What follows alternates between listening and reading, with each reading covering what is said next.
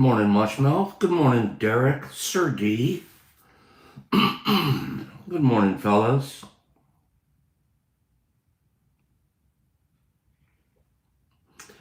Let's get the music started here. Just a second. Good morning, everybody. Love to see you guys here. Sincerely. Here we go.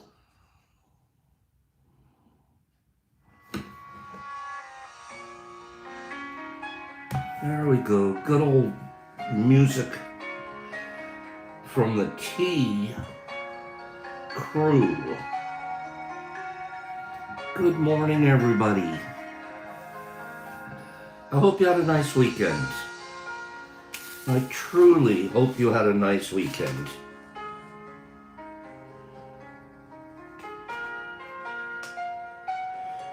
Swiss chard. Swiss chard. What the heck's going on with Swiss chard?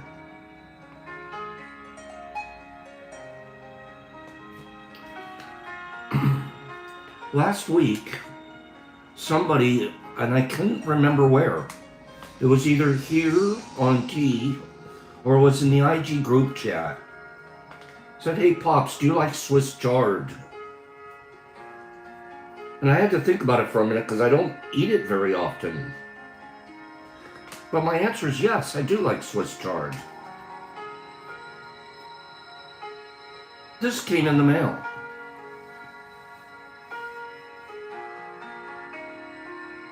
I got this Saturday, but it didn't tell me who it was from. Who can remind me who sent me the Swiss chard?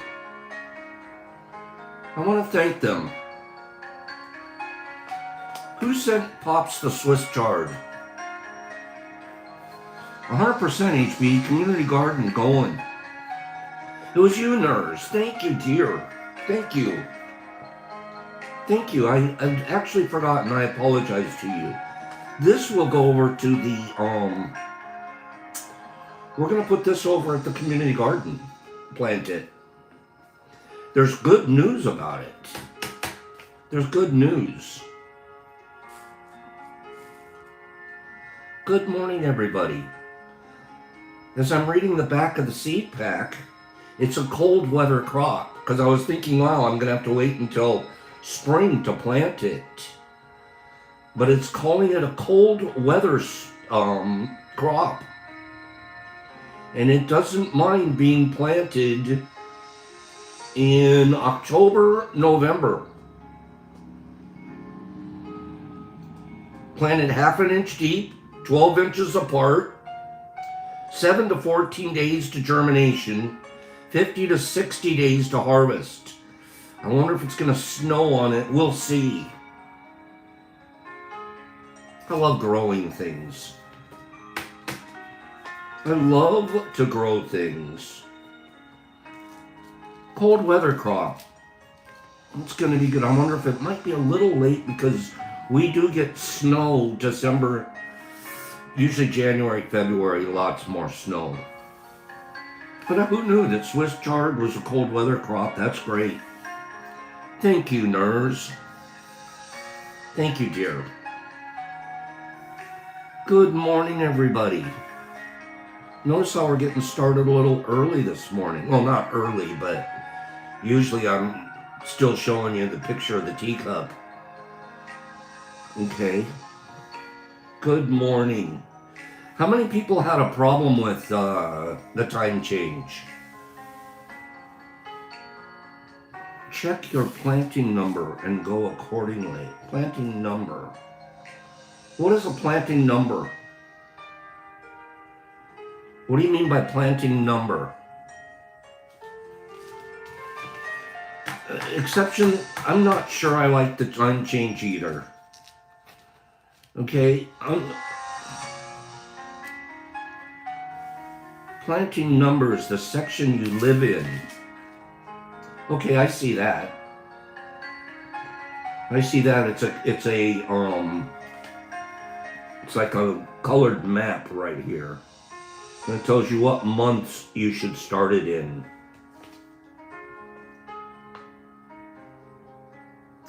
According to this, I should have started it in May or August. I should have started it in August for the Michigan area. I didn't know that planting areas had numbers. I'm looking at the back here though. It is color coded. Okay.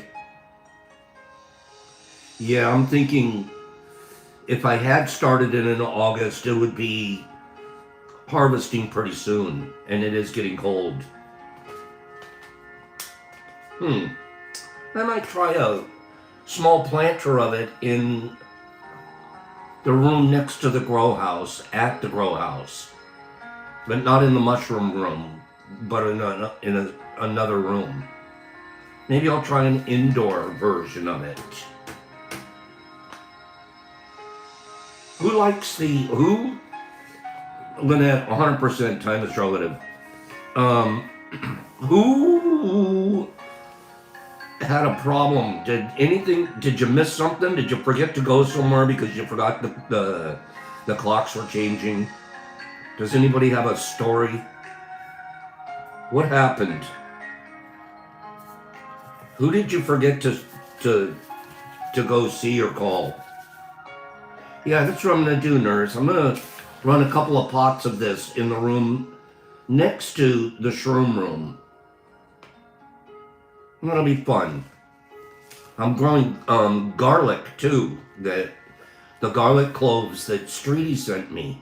Those are already there. Summer Wheat was fine with it. She said, give me an extra hour's sleep. I'm fine with it.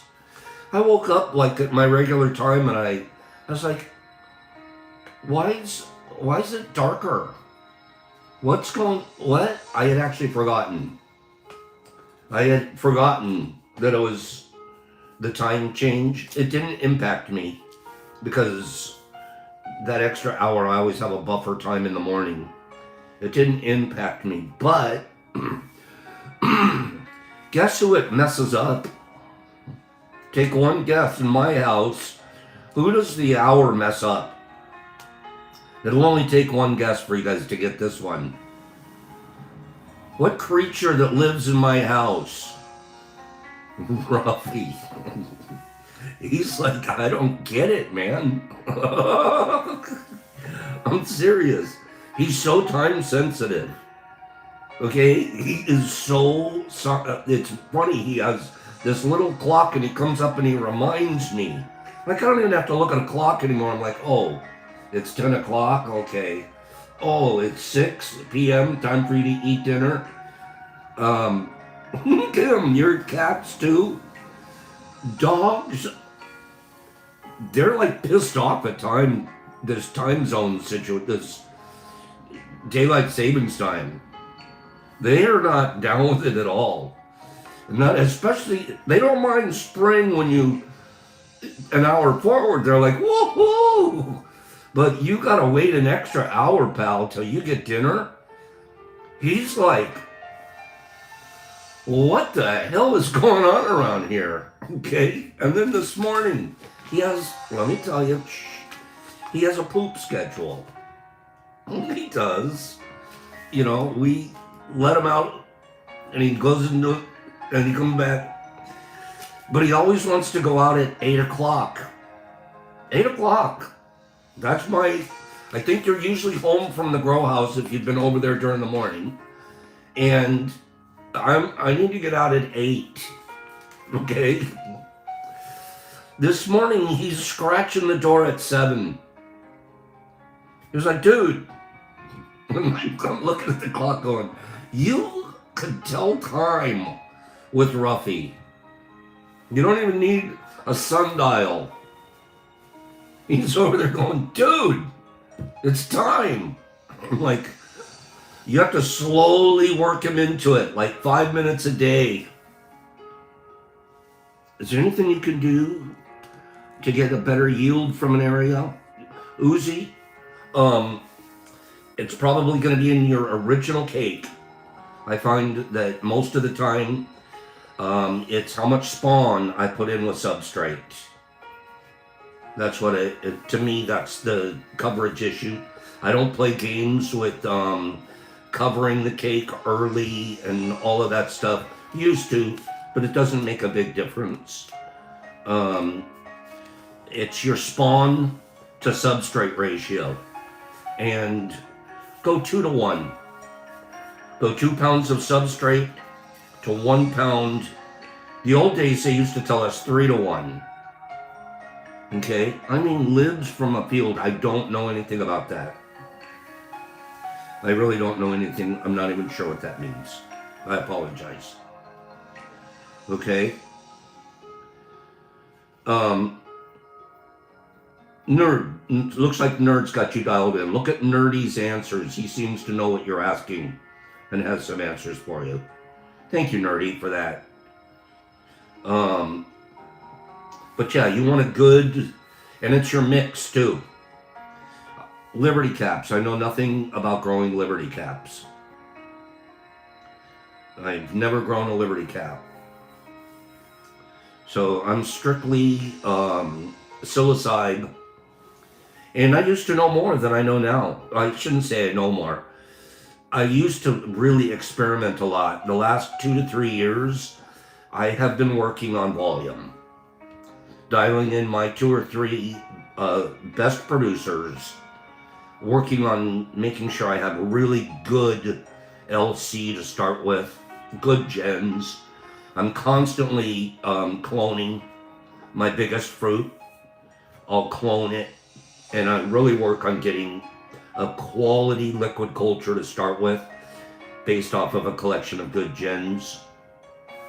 And as most of you know here, I specialize in the ghost, the cat, ODPE, Old Dirty Penis Envy, and once in a while we'll pop our heads into Pumpkin Hillbilly. Pumpkin Hillbilly are nice, they grow great, they look beautiful, but they're a little too big for me. They're a little too big. I gotta put 3 big ones in a bag when it would be 15 ghosts in the same bag for the same size. And people, I believe we're better providing smaller fruits because it's easier to determine dosing. Okay? I gotta try Soul Mac. I gotta try a lot of stuff, to be honest with you. But no, we're pretty exclusive, and that comes from, you know, the people, the group that I'm providing to has a specific request. There's a certain one that they're asking us to give them more than others. So we work with them in that area. And that's Ghost. That's Ghost. They really, they want to see us continue to send them the Ghost. And that happens too, Nerdy. The name changing happened in the weed game. I remember once I got some weed seeds, and I didn't know, I'd forgotten what strain they were, so I just made one up when I went to bag it. Oh, this is Detroit Diesel. It is. I knew it was a sativa. Excuse me, an indica. An indica. You know if it's a sativa or an indica just by looking at the plant. But I wasn't sure. I didn't know. So I just renamed it. And that's not impeccable. It's really not. Well, I've never heard of Detroit Diesel before. And I'm like, yeah, I know. If there's nothing you've ever heard of before, let me tell you a really good one. Let me tell you a good one. Lobster butter, THCA. Okay, lobster. I'm not sure what you're talking about, Drew. But yeah, Sammy, Diesel sounded like an indica, so I had to go there. Detroit Diesel. Good stuff.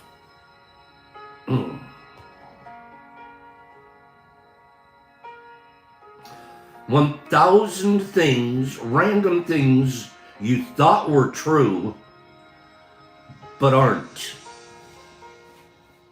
1,000 things you thought were true, but aren't. Give me 5 people that would like to hear 10 of them this morning. Give me 5 people that want to hear 10 of the 1,000. Mythobusters. Things you thought were true, but they're not. Here's one. Here's one for you. Breastfeeding protects infants against obesity. I think I've heard that one before. While breastfeeding does benefit the infant, there is no scientific data to suggest that it protects against obesity.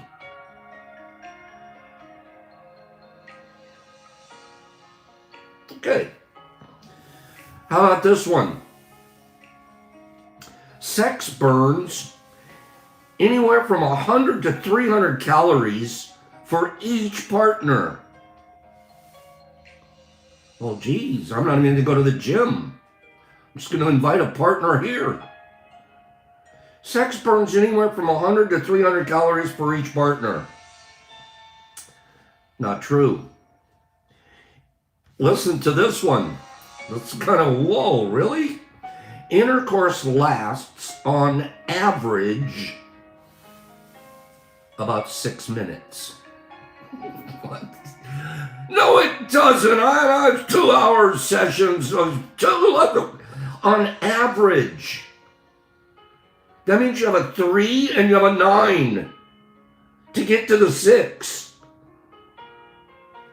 That means you have a 1 and a 12 to get to a 6. What? It's a 6-minute average. And it burns slightly more calories than sitting on the couch for 6 minutes. Sitting on the couch. What? I'll burn more calories watching Bonanza than having a Bonanza. God darn it. Oh, man. Right, headbuster, and yet people spend all day thinking about it, and each actually will ruin marriages over a 6-minute woo-ha, okay? Oh, jeez. I don't even know what the 6 minutes is. That can't possibly include foreplay. 5 play and 6 play. It can't. But anyways, we're not a sex show.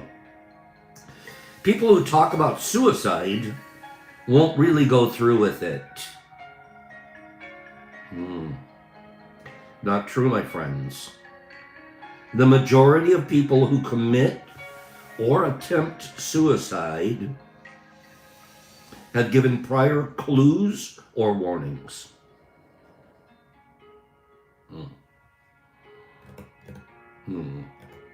Be listening.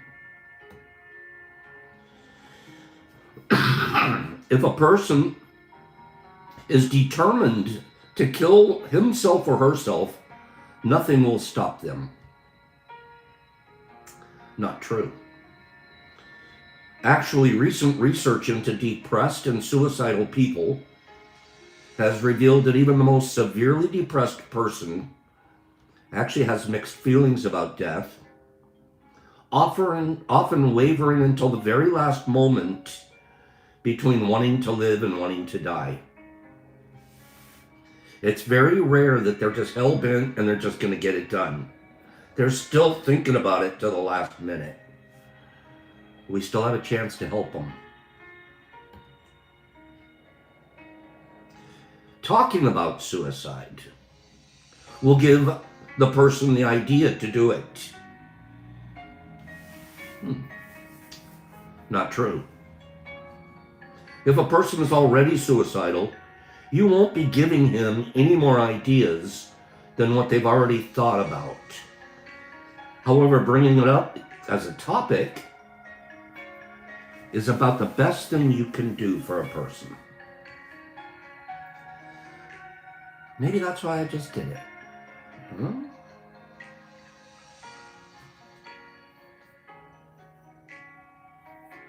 If anybody's close to that, reach out to Pops. I'll send you some microdoses for free. You reach out to me and you tell me the truth. Tell me what's going on. And we'll get you microdoses. Okay? Joe D's, I can't believe that. Is that true? Just saying the word? That's pretty ridiculous. Where else are we supposed to talk about it? All hamsters can share a cage. Not true. While some hamsters can share a cage, others can't. The Syrian hamsters, for example, must never be caged together. Oh, Vegas, is that true? Wait, let me finish this. They are extremely territorial and will fight to the death. That reminds me of that fighting fish.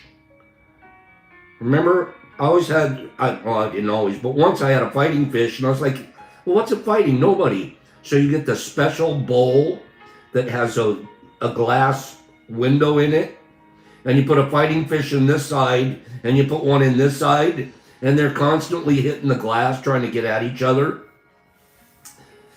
After a while, I got rid of them. I said, that isn't very kind. That is not kind. Literally put them in an environment where all they want to do is kill the neighbor. Vegas just said the appropriate word instead of the S word is unalive. Unalive. If we say unalive, they won't censor you.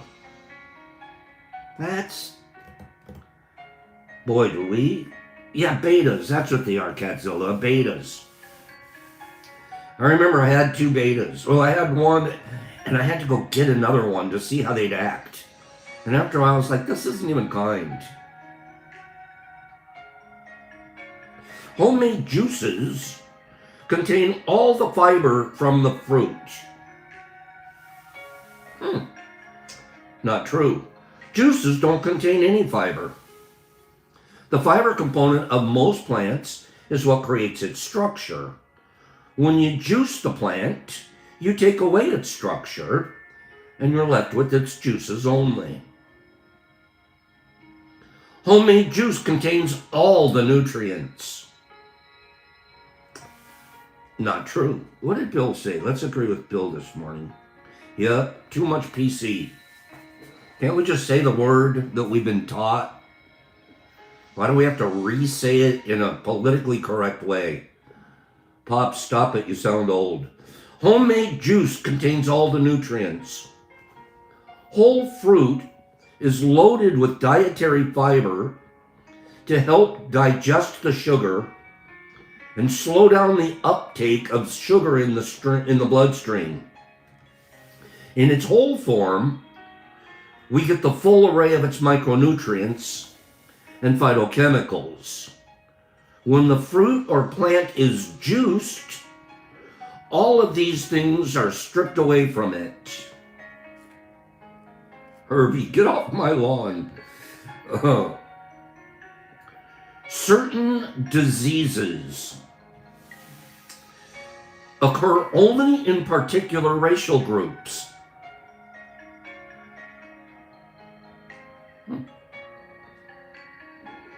Only these guys get this, and only those guys get that. No.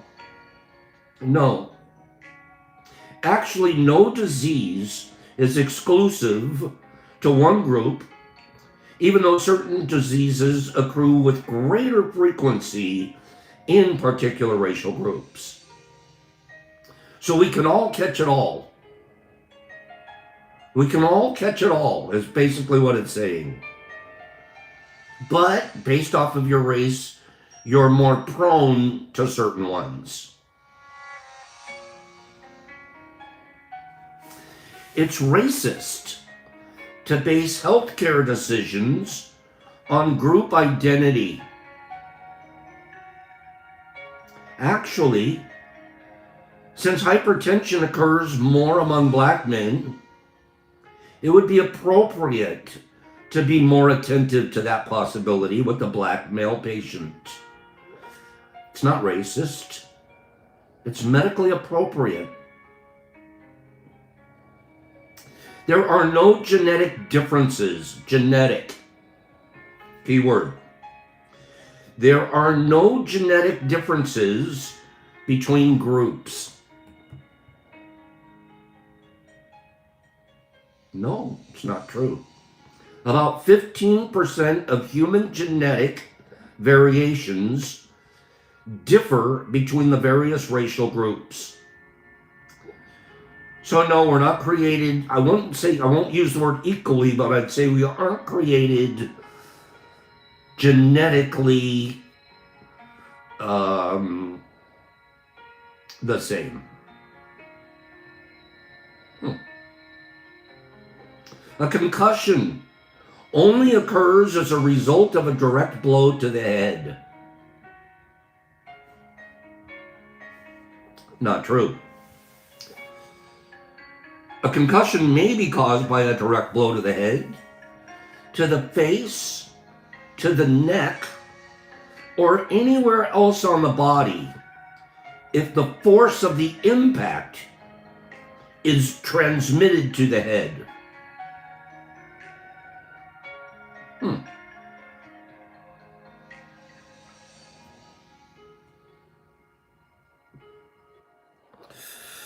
Carbohydrates make you fat.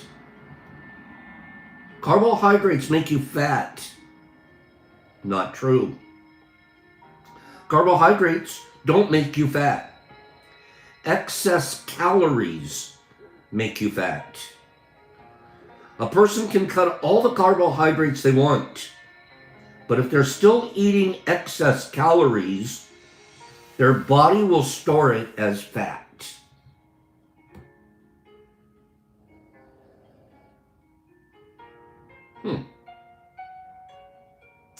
So it's caloric intake we got to worry about. I'm going to say this sort of a tongue-in-cheek, and I'm not trying to hurt anybody's feelings. You guys should know Pops isn't about hurting feelings. But they have a couple of those big people shows. My mom, as we grew up, my mom was considered fat. And she was the size ladies are now, but in the 60s. When you're being compared to Mrs. Brady and Leave It to Cleaver's mom, Mrs. Cleaver, thin beanpole ladies. So she was big, and she let it affect her in so many ways. She was just constantly judging herself and lived in a cocoon in some areas of her life where she didn't like herself very much because of her body image. But she worked at it all the time. I got to go to my OA class, Overeaters Anonymous. And then there was another one that they had. It was like a Nazi version of OA. What was the OA where, I mean, they were like Nazis. Okay? We don't look at it nearly with, if you didn't grow up in the 50s, 60s, and 70s like I did, fat was something it wasn't Jenny Craig. It was like a Hal or something like that. Some other 12-step program. And my mom would have to, after she cut up her chicken and her little thing of rice, she would have to call her sponsor and tell her sponsor what she's about to eat. Right? Living fat, or thinking you are, is really deep. It wasn't Weight Watcher. This was right before Weight Watchers, and it was the more conservative, more. It wasn't OA. She was in OA, and she was in OA. Mom would go to OA meetings 3 or 4 times a week. Okay, and then she'd have to feed kids a regular, good, balanced meal while she's eating a thimbleful of rice. She starved herself all the time, and it never made a big difference. And my dad loved her just the way she was, but it was her problem. I watched my sister, my sister watches those shows about the overweight people and the struggles. The 600-pound sisters, the 1,000-pound roommates, those shows. And she sent me a clip the other day because she knows it freaks me out. She was just trying to freak me out. And they have this one Dr. Now. He's hilarious. Anyways, all I kept thinking of was, where do they get the money to buy that kind of food that when they tell a doctor or a therapist how much they're eating, where do they get the money? Man, my grocery bill's $100 a month now. I mean, a week now. And I'm eating just regular food. Barely. I'm just, a nice little balanced eat. Where in the heck do they get the money for their caloric intake? Like, unbelievable, the size and amounts that they'll eat. And then that was the next one I was going to, nerds. Who's enabling them? They're not doing it on there. They can't even go to the grocery store. I'm not picking on them. I'm not. But my mind is blown. Because there's always an enabler somewhere in the picture. Now, there are situations where it is medical, it is, it's hormonal, it's, genetic. I get it. I'm not saying any of that. But these people that get themselves completely, they're doing it to themselves. Hey, but Derek says a salad costs more than a burger. Where do they get the money? Jeez. Blows my mind. The enabler shouldn't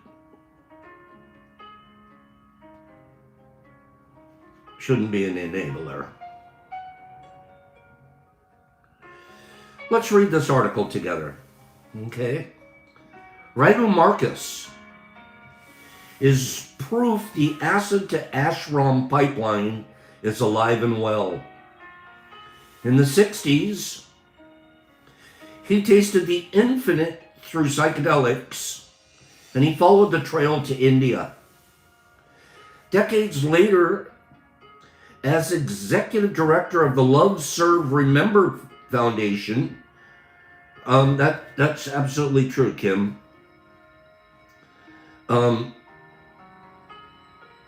He's translating Ram Dass teachings for the next generation of seekers. Interviewer asks him a question. How did your time in India with Neem Karoli Baba shape your relationship with psychedelics and spirituality? Ram Dass used to say He wouldn't have fully understood what Neem Karoli Baba was about from just reading a book. What he meant was that he couldn't have integrated the Mahariji's teachings beyond his rational mind if it hadn't been for his experience with psychedelics. There were only a couple hundred of us Westerners there, and we all could have said something similar. That psychedelics helped us not freak out because there were things going on there that were not rational.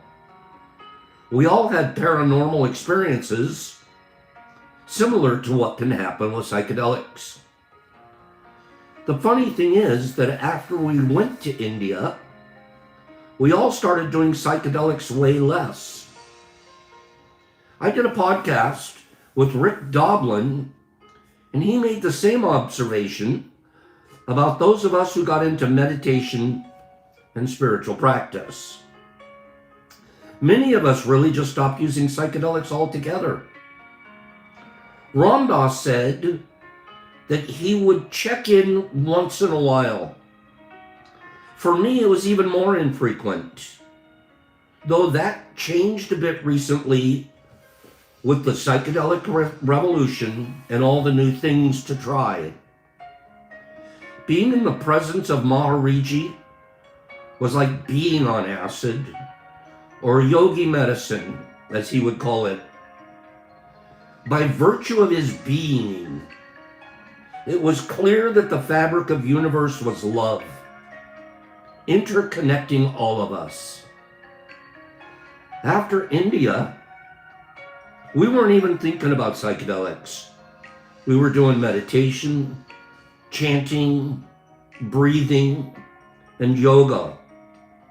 All of that became our focus because it seemed to really help transform the little me's that we had become.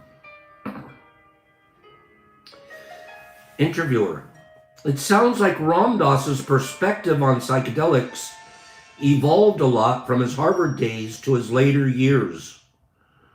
What changed in how he talked about them, and what stayed the same? Well, he talked a lot less about psychedelics as he got older. He still spoke to the efficacy and the promises and pitfalls, but he was far more interested in how we could use what would later become known as mindfulness. He used the term witness, which came from George Gurdjieff's, an Eastern European philosopher and mystic. Gurdjieff talked a lot about self-remembering, which was effectively another way of describing Ram Dass's mindfulness. Ram Dass's greatest interest was helping people develop the perspective to work on themselves and transform their beings. He wanted us to let go of the things we cling to that make us unhappy. In his later years, Ram Dass was totally behind the research MAPS was doing. A couple years before he died, he even had a scientist come out to Maui. He was happy the arc of history had taken psychedelics to this place where it would help humanity as long as that, listen, psychedelics would help humanity as long as it was done with respect and reverence for the entheogens and their origins. I didn't hear a word about profit in there. Representing the Love, Serve, Remember Foundation, we started engaging with Ram Dass's perspective on psychedelics, spirituality, and science.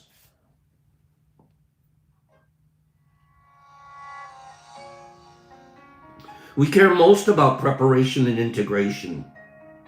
We're not so focused on the therapeutic aspect, but rather on the normal human being, whatever that means, interested in self-discovery.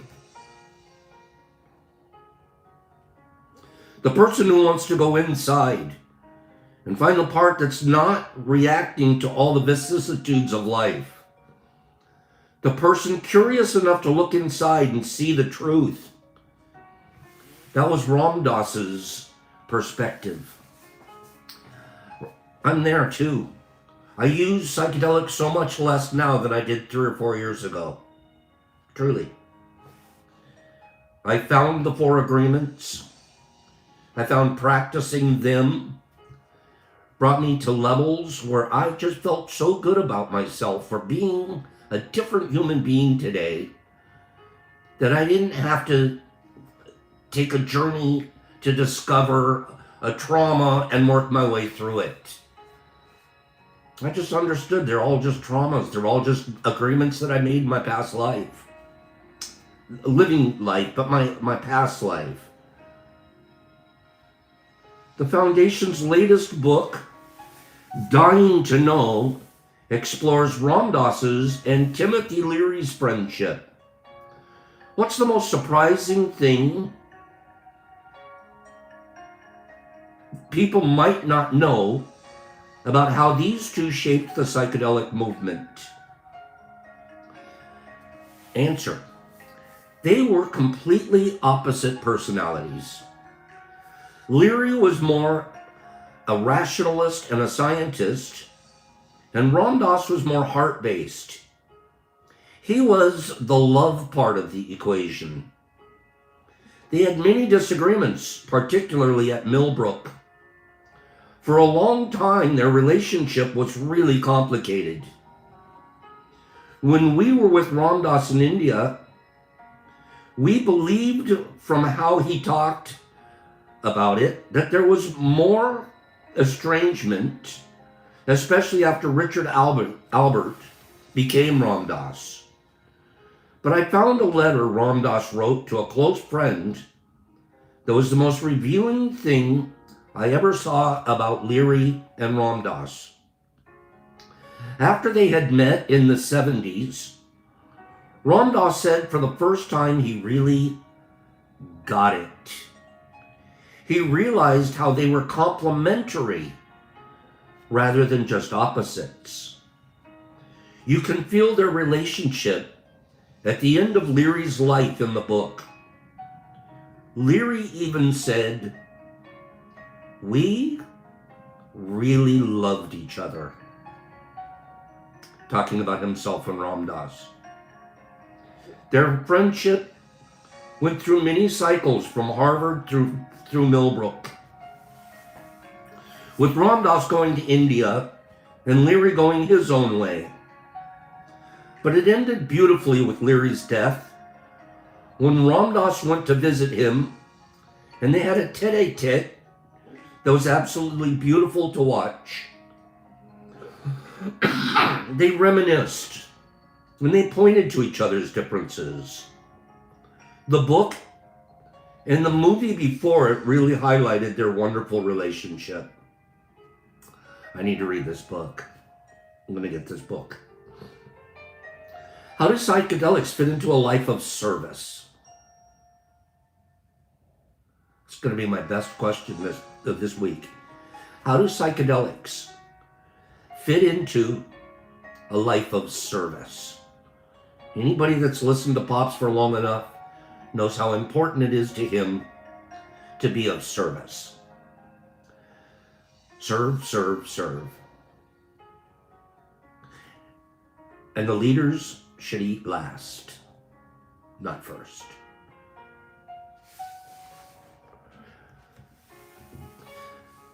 How do psychedelics fit into a life of service? Psychedelics allow you to see the interconnection of everything. They help you realize a deeper sense of self that's inherently connected to others and to the environment. That part can naturally lead to a life of service if we foster it. But to get there, the next step is integration. How do you actually integrate an insight like that? Ram Dass got to a great point before he died. Mahariji would tell him, love everyone, and tell the truth. Back then, Ram Dass said the truth was he didn't love everyone. But by the end of his life, he got to a place where he told the truth and he loved everyone to a great extent, more than any person I've ever seen. Integration for me comes down to all the methodologies one can use to stay present in the moment in day-to-day life. It's the practice of not reacting. Practice of not reacting. I am finding myself on this path. I'm no Ram Dass, I'm no Maharishi. I don't pretend to be, I don't pretend to ever aspire to be. But boy, is my life following this arc. Less selfish pop. More service pop. I've integrated the psychedelic experience into my life in a really impactful way. I bear witness to it in relationships. Psychedelics can certainly break down the walls of ignorance, but they can also be a trap. The experiential part is so powerful that there's sometimes a tendency towards overuse. Not a pharmacological addiction, but an attachment to the novelty and the wonder of the experience. I have friends who I can't tell you how many ayahuasca trips they've done. That starts to look like a little bit of spiritual bypassing. This is my caution to all of us. Psychedelic use is amazing. Transforms lives. Microdosing regenerates my brain. Gives me creative. Interconnected. My emotions are stronger. But I can't make that my focus. I have to take that and turn it into service.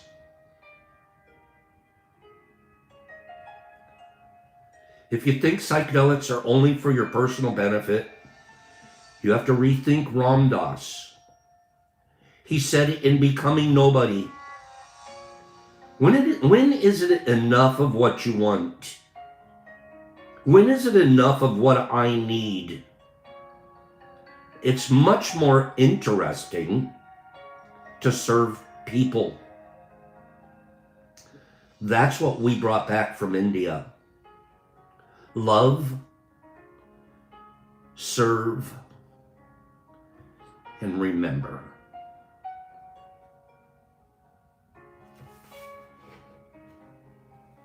Give me 5 people that like that. I gotta get that Ram Dass Leary book. Give me 5 people that get it. Getting more service oriented. That's what we're here for at the end of the day. That's what we're here for. At the end of the day, we're not here to consume. We're not here to feed our egos. We're not here to eat. We're here to feed. We need just what we need to get by. To feed the people. Lead the people. Brene Brown. Brene Brown in the Atlas of the Heart talks about the word love. The heck does love even mean? There's so many interpretations of it. Different cultures have more than one word for it.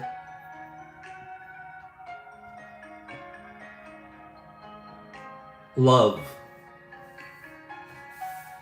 According to Bell Hooks in the book All About Love, everywhere we learn that love is important, and yet we are bombarded by its failure. In the realm of the political, among the religious, in our families, and in our romantic lives, we see little indication that love informs decisions, that it strengthens our understanding of community, or that it keeps us together. This bleak picture in no way alters the nature of our longing. We still hope that love will prevail. We still believe in love's promise.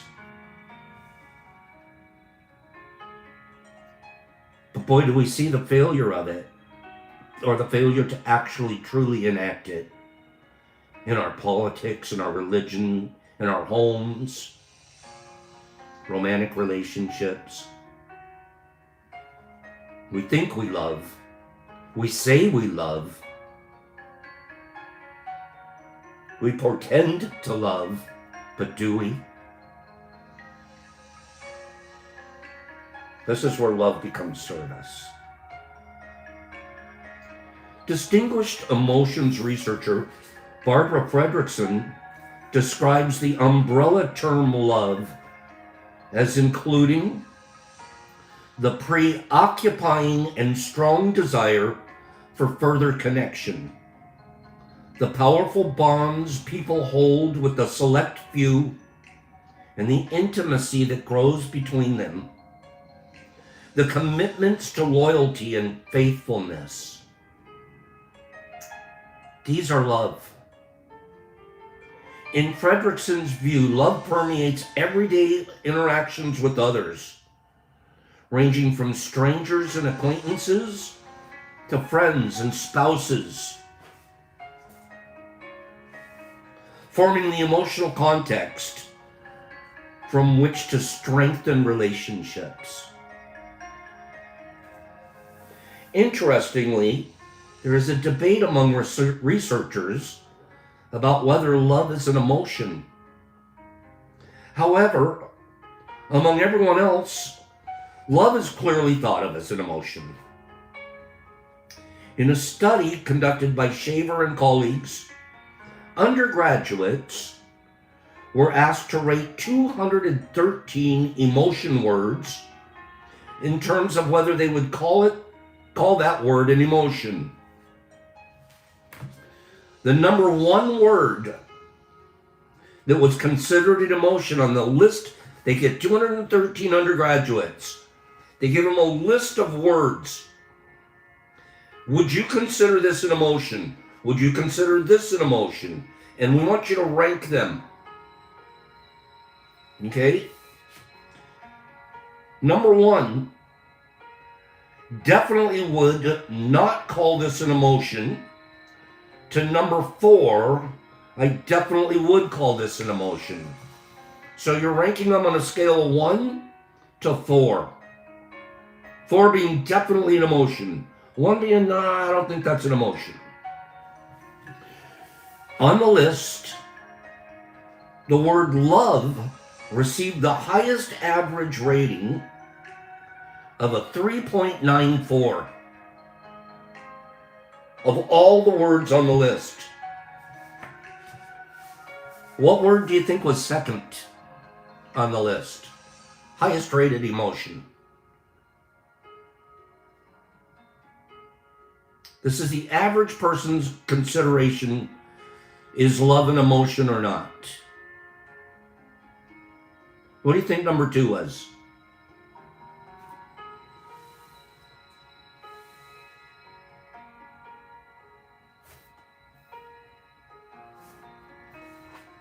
Hate.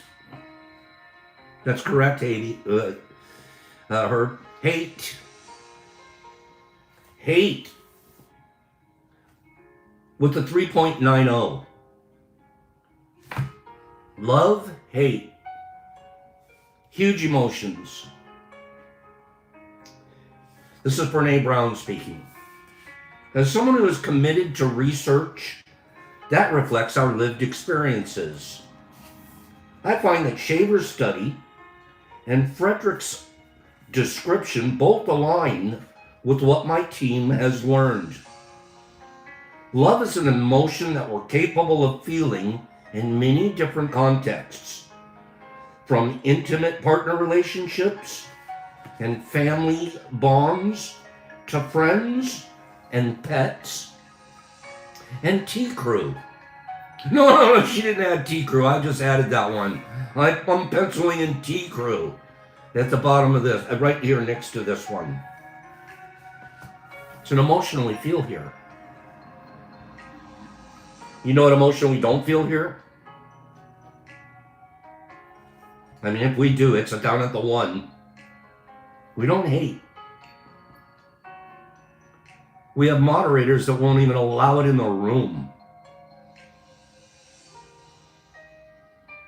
You guys should really be proud of yourselves, and I mean that.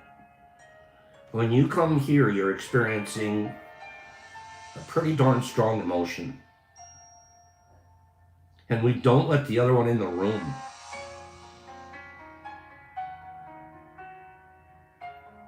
We should really be proud that we have a platform that we can do that. It's a beautiful thing, and no one person's doing it alone. We're sharing here intimately with each other. And then even when we get off of tea and we go about our day, there's lots of back and forth between you all, sharing and giving.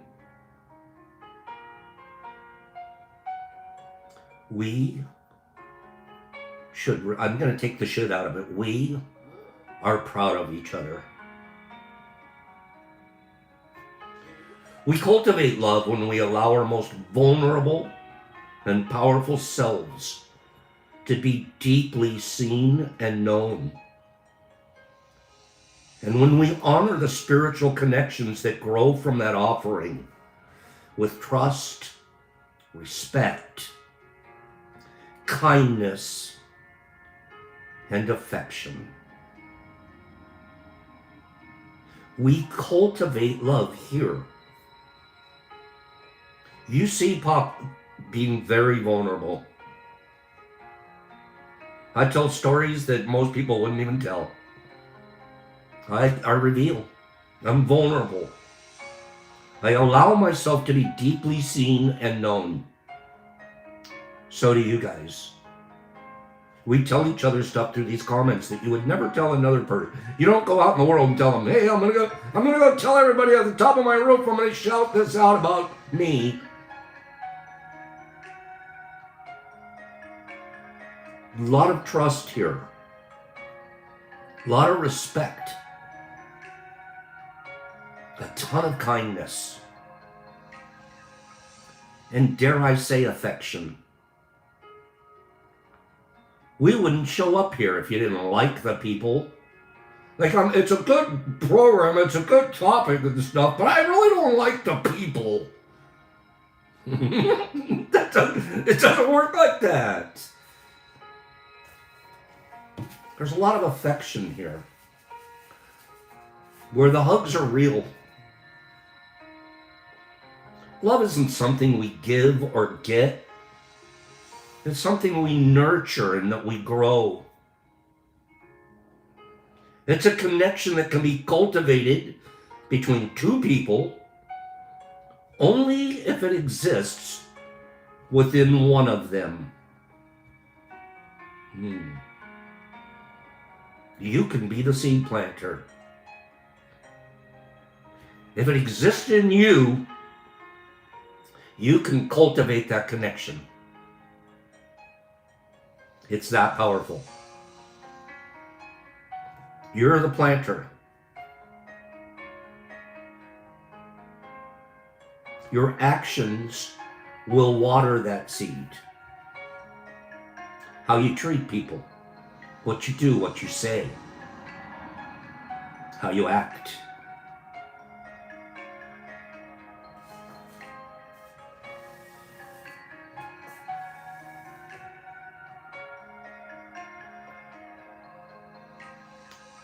A raw fact. You can only love someone else as much as you love yourself.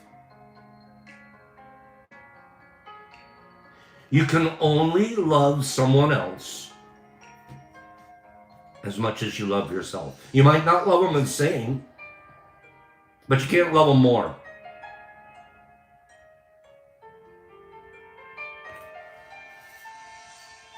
Shame, blame, disrespect, and betrayal, and the withholding of affection damage the roots from which love grows. Love can survive these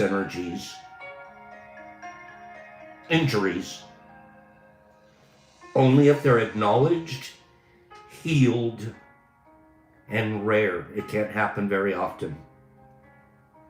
If you've injured someone, you can heal it. You can heal it. You can survive. But it takes acknowledgement, admitting you did it, owning it, and make it very rare. You can't do it and then do it again tomorrow and tell them I'm sorry, but I still love you. And then do it again the next day. I'm sorry. I really am sorry this time. But do it again. Your love in that situation with that person won't survive. It has to be very rare that we transgress. And it has to be acknowledged. It's one of the reasons the 4 agreements are so great. If we are being impeccable or at least practicing our best, we're not creating a lot of damage. It's always a risk to define a term like love. I personally think it might be best left to the poets and the artists and songwriters. However, a definition did emerge from our research.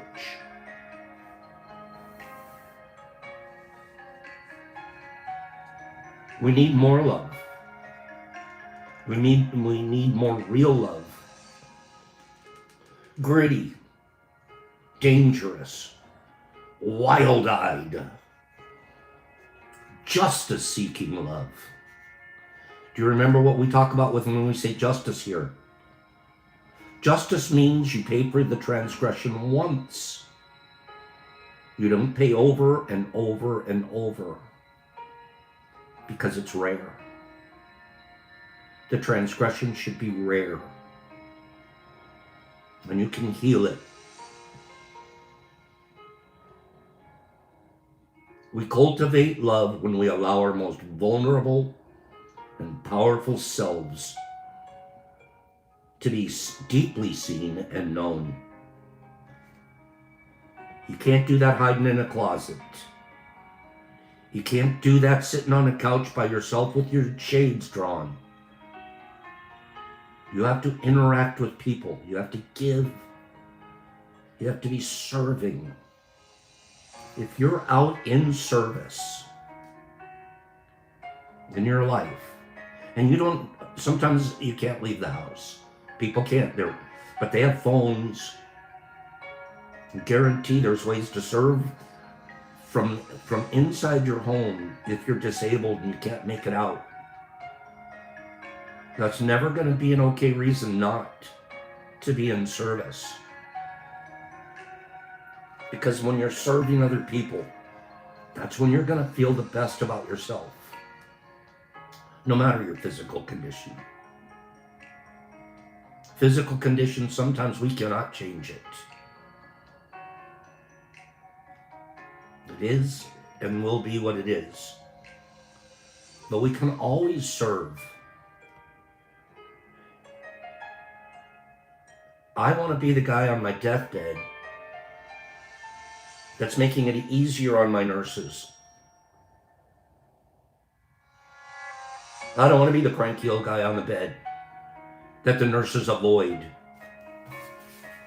I will be serving even the doctors and nurses that are looking after me at the end. I already know it. I'm already planning it.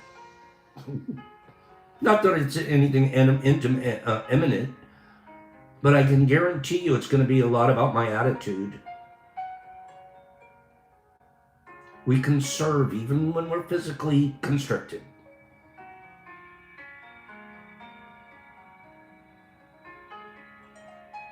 I'll confess that I don't think we'll ever be able to fully unravel the mysteries of love, or to be honest, many of the emotions we experience.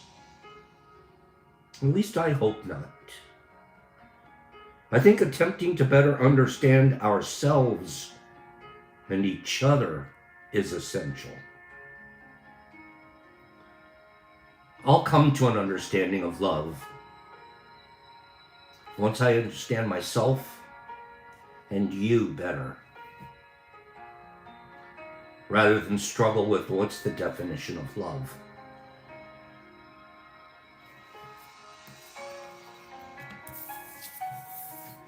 Thank you, guys. Thank you for today. Thank you for the start of a wonderful week. We're going to have a great week. I can feel it coming. I'm planning it. Let's have a wonderful week together,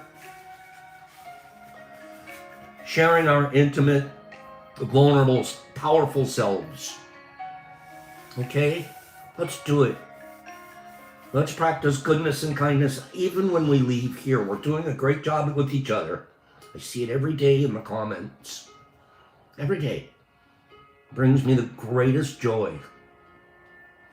Can't wait to be here. And then I take this and I gotta move it outside of the frame of tea and into the frame of the world. Where can I'm serving the mailman when he answers the door, or when he picks up a package. I'm serving anyone I possibly can. And I'm not bragging when I say that. I'm telling you that that's how I'm operating today. You've heard the other parts of me. Woo! Yeah, that's not how I want to be. And psychedelics gave me that new insight. I don't have to trip once a week to figure it out anymore.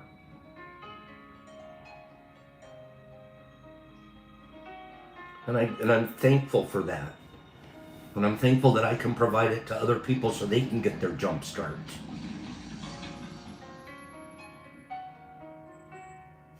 Give me 5 people that are going to be of service today.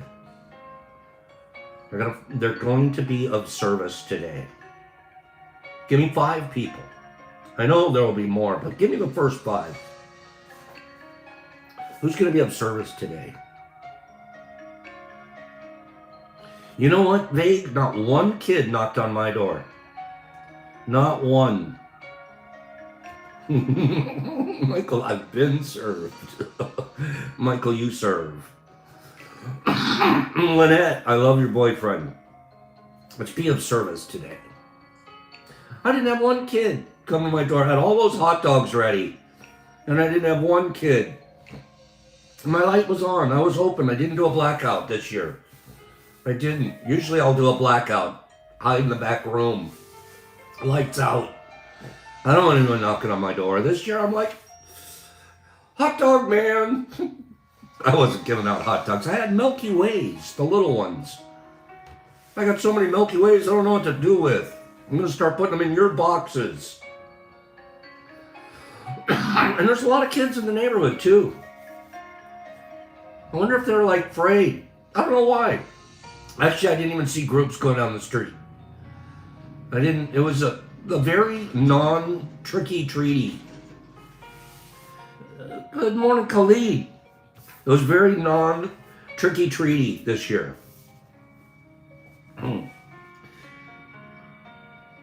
Justin, you email me.